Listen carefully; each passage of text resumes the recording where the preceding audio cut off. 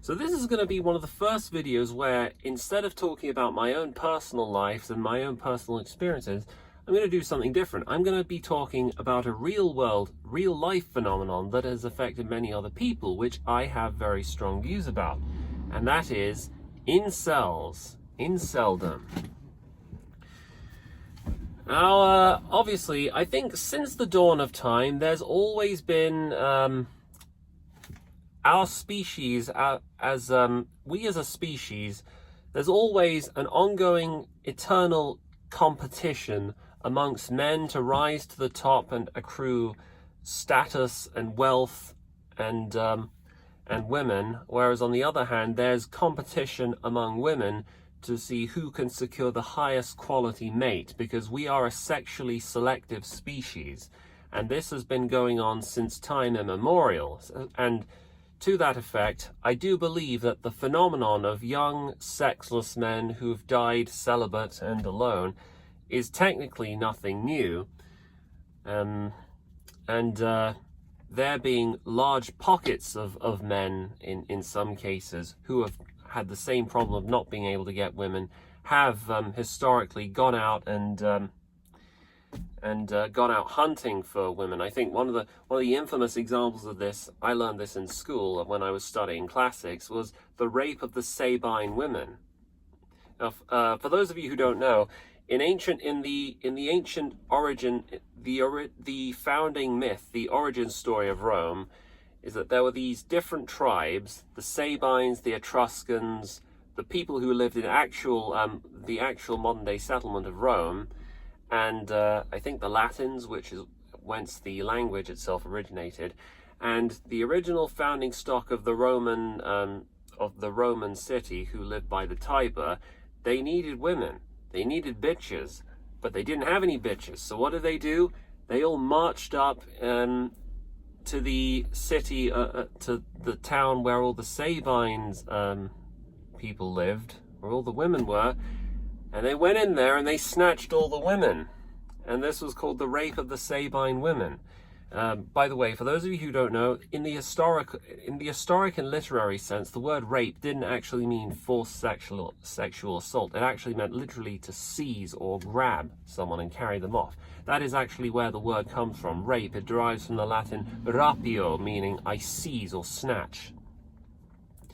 So this is a phenomenon that's existed at the beginning of time. However, the phenomenon of inceldom, in the modern sense that we now recognize, is actually quite new, and it's definitely something worth discussion.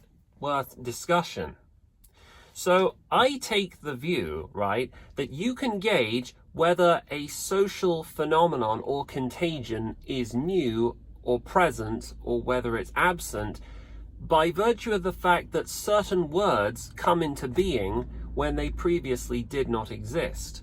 And incel is a good example of this. Now, I believe the word itself was coined in the late 90s or early 2000s by a woman, believe it or not, who created an online blog or forum for people who were unable to get into relationships, who were involuntarily celibate.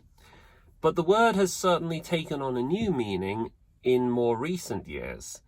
I believe it was after the 2014 Isla Vista shooting with, the supreme gentleman, Elliot Rodger, who was frustrated and angry that he couldn't find a woman, and he couldn't lose his virginity, so he went on a killing rampage. I believe it was shortly after then that the word suddenly started to enter the public lexicon, and it took on a pejorative and negative meaning.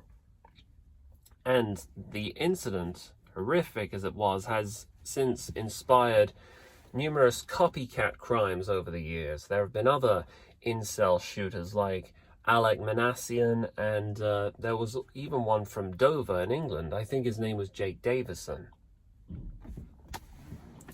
Now, as I was saying earlier, I say that the phenomenon of inceldom is a new one because the very fact that this new word, incel, had not been coined earlier in the past and only came into the public lexicon in around the mid-2010s, that is proof that no such social phenomenon existed prior to that.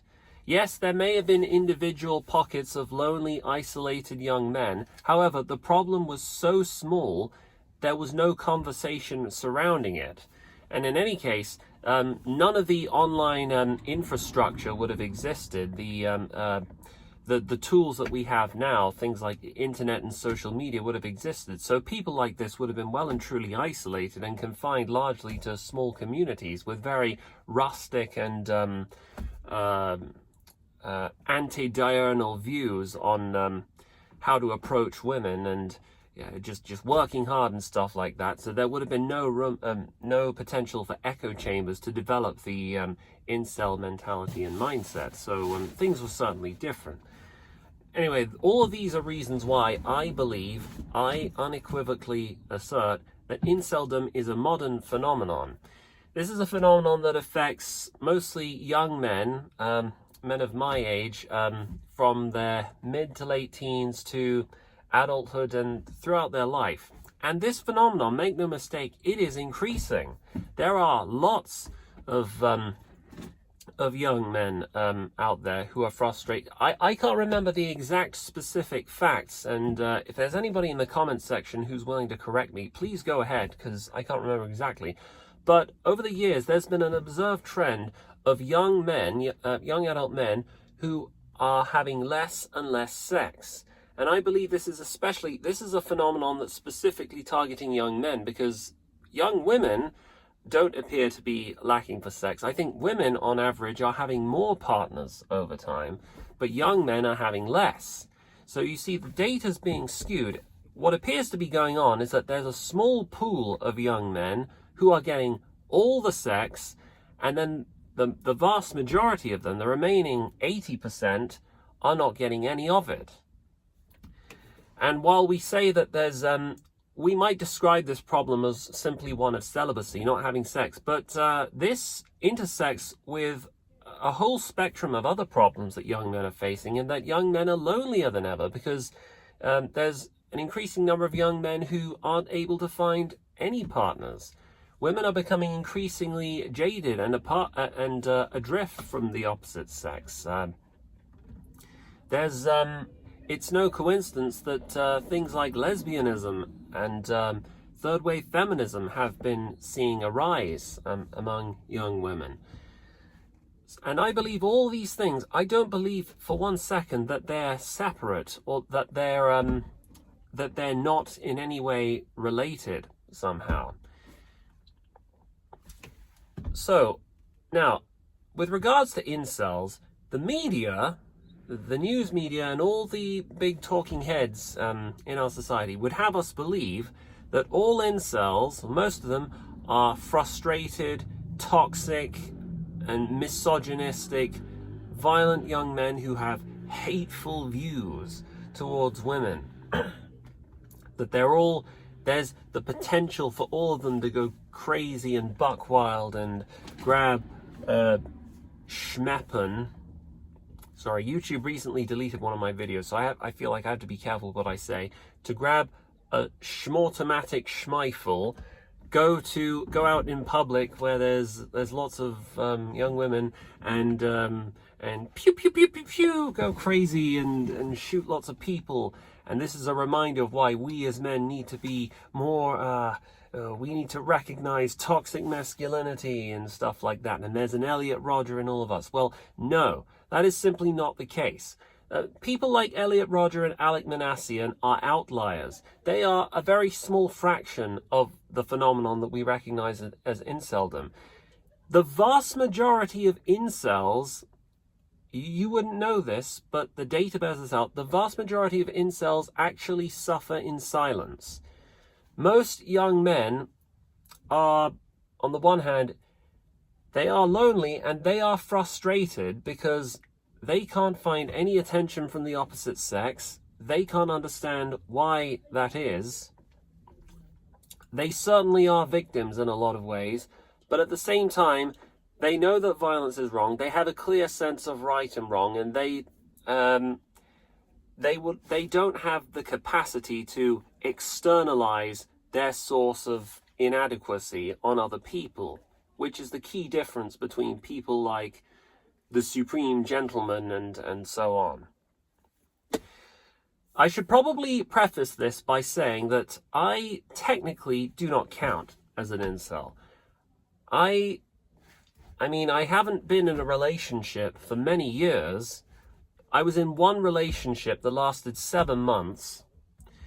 I'll probably discuss this in a later video at some point, but yes, I am not a virgin. However, there's a lot of core components as to incel and black pill ideology about the dating market and about female psychology and evolutionary psychology and stuff that does strongly resonate with me. So I do feel like I have a stake in this conversation. And as somebody who's 30 years old, and as somebody who's going to be discussing videos on a platform where lots of young men are going to be looking and may come across my content, I feel like it would be remiss of me if I didn't give my honest, unvarnished thoughts on the matter as to what explains this rise of inceldom, and if possible, if there's anything that could be done to prevent it or reverse it. So, my honest thoughts, what creates an incel? Who is fundamentally fundamentally responsible? Well, there's a lot of different things to consider. First off, I'll start off with the obvious, sad and unfortunate truth is that not everyone, I believe, I mentioned earlier, sadly not all men are capable of getting women, because women are a nefariously and infamously picky sex. They just it's in their nature. The phenomenon, it's known as hypergamy. Women by nature are attracted to men who are higher status, men who have resources and who have wits and intelligence, and who are genetically and physically and also psychologically healthy. The leader of the pack is always the one who stands out. As men, we spend our lives, whether we're cognizant of this or not, we all spend our lives competing in and amongst each other so as to rise to the top. There's various forms of social proxy we can use to gauge a man's social status, but the most noticeable ones are wealth and power. So a man who has lots of money is an example of a man who has high status. Now, I know that the intersection between wealth and power and status is not always clear-cut. There's plenty of men, I think, who have lots of wealth. However, they're not regarded as being having lots of status, because there are various ways you can acquire wealth that are in ways that are not considered respectable, like criminals, or it's also just possible for men to theoretically to get lots of money without coming off as socially dominant. For instance, working a job where they're treated like crap and whatever. However, wealth has for better or for worse, money talks. Money makes the world go round. Money is a form of resources. It's a currency that offers a wide range of practical advantages. And sorry, I need to move that light. And if you have lots of money, you will go far. And women do have a sixth sense for money, even though they're too self-conscious to even admit it most of the time. I think the evidence for this is so well documented, I don't need to explore it. But yes, having lots of money will make women look at you differently. But money is just one of the different ways that we account for social status. There's how you go about attaining social status is important, and there's various tools at your disposal as a man to go and get it. One is being genetically good looking and healthy. So there've been various studies that have been performed on this, and a lot of them bear out what we all intuitively know, but nobody likes to publicly acknowledge. That is, good-looking, handsome men who don't have any obvious deformities or abnormalities are more likely to succeed and get on well in life. I think there have been evidence so as to show that good-looking men are more likely to respond well to job interviews. They're more likely to get roles that are high-paying. They're more likely to be promoted. They're more likely to be respected, and the inverse corollary from that is that men who are not good looking, men who are ugly, physically deformed in some way, they get the opposite form of treatment. I think this is referred to as the halo effect and the horn effect.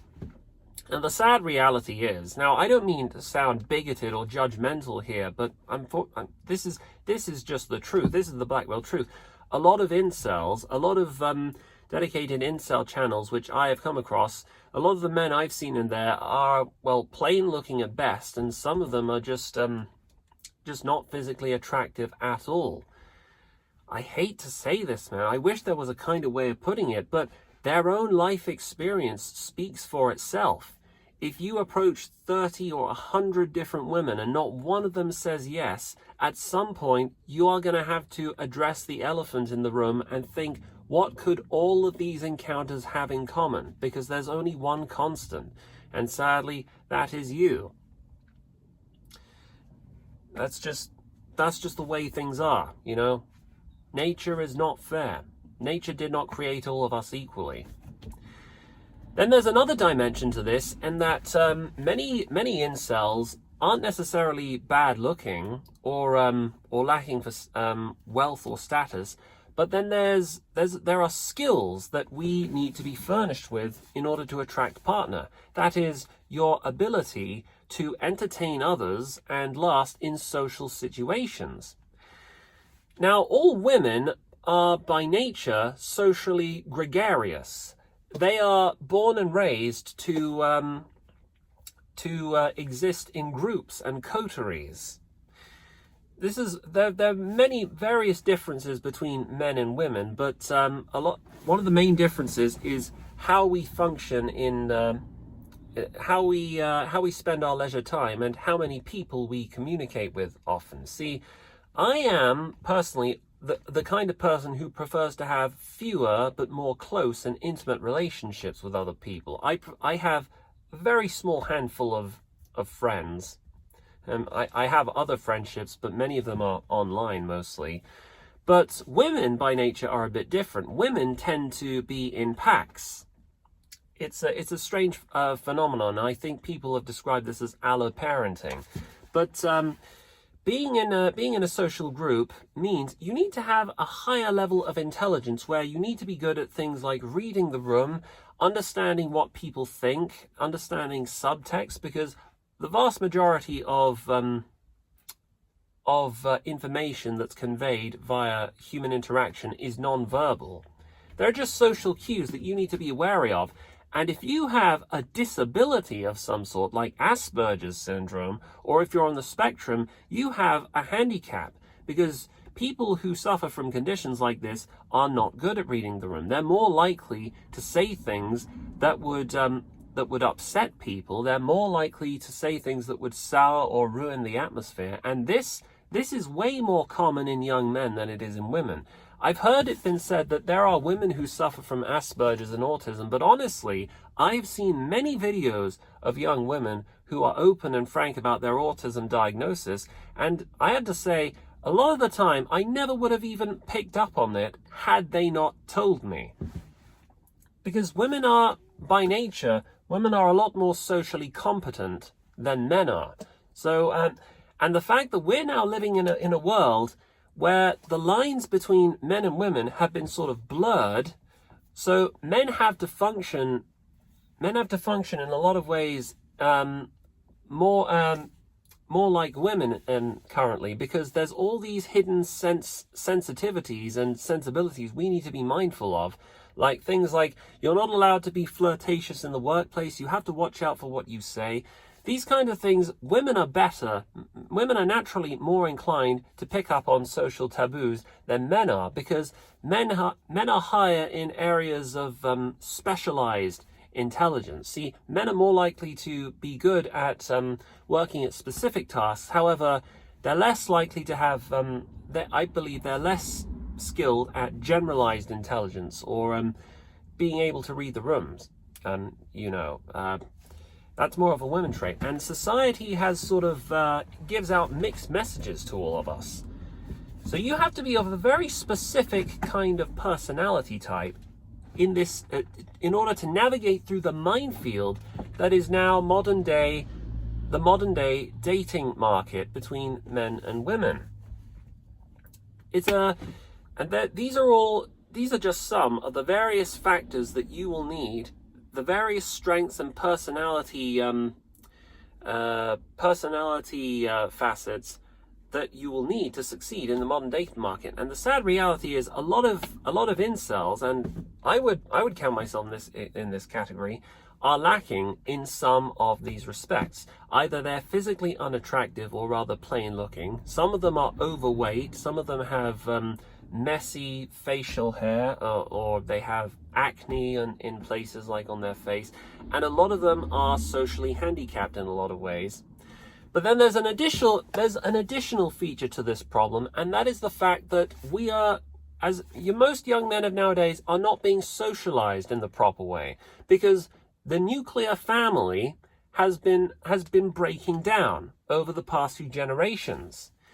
We have good old feminism to thank for that, because since the 1960s, with the advent of the pill and the increasing and the waning influence of the church, we are seeing fewer and fewer nuclear families with fathers, with both parents living together. So there's an increase of young men who are not living in a household with a healthy masculine paternal influence that's being counterbalanced by a woman's feminine maternal influence.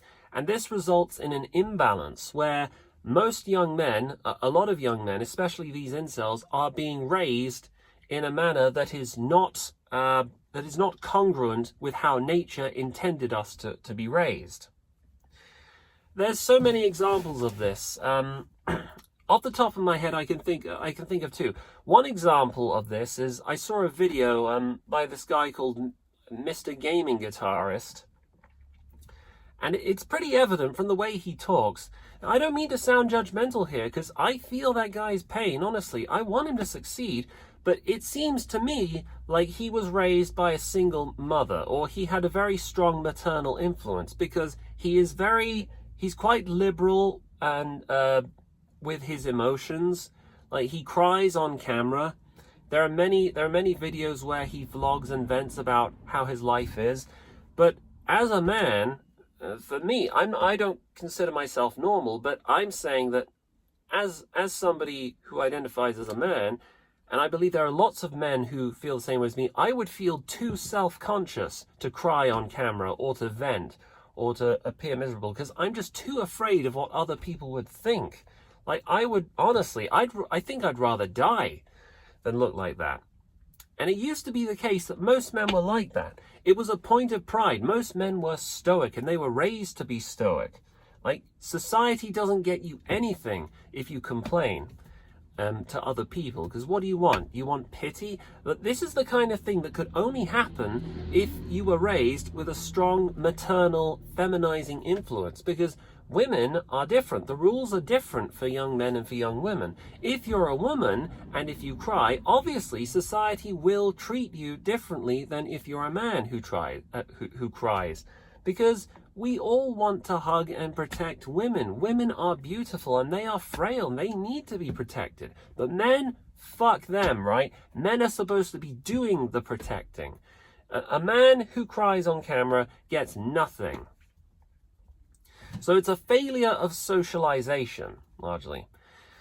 And on a personal note, I would say, even though I grew up in a family with both a mother and a father, I would say I think my mother had the biggest influence on me growing up, because there are various things about women that I just didn't really understand. Even though I had a younger brother and a father growing up, I feel, in a sense, like I've been cheated out of an inheritance. Like, there are things that I would want my sons to know about women, about female nature and how it works. Things like the qualities that women look for in men are not what people like this, people who have been raised in this way, would expect. You need to be aggressive, you need to be competitive and assertive, and most important of all, You need to be psychologically secure in yourself to the point where you can handle rejection and loneliness. But most young men, most of these young men, these specific young men, these incels, aren't like that. A lot of them are quite clingy and neurotic. Now, I'm not gonna sit there and point the fingers at anyone, because being lonely, being sexless and being a virgin, it fucking sucks. I have a huge chip on my shoulder at how our society likes to conveniently pretend this is A, this is normal, and B, this is not worth any of our time. I'm probably going to need to make a sequel follow-up video to this, but one of the reasons why inceldom is prevalent in our modern society, as I've already discussed, the social factors that contribute to it, is that the reason society is largely tolerant of male loneliness is because society just does not respect young men. I'm going to have to explain why I feel that is in a follow-up video, but I've already spoken for 25 minutes. But in a nutshell, it is that. Our society has no respect for young men and absolutely despises them, and I'm going to discuss why that is in my next video. So if you want to hear more about my opinions on incels and what makes an incel, stick around for the sequel, because I'm gonna be telling you a lot of my original thoughts as to why that is. Anyway, I'll see you later.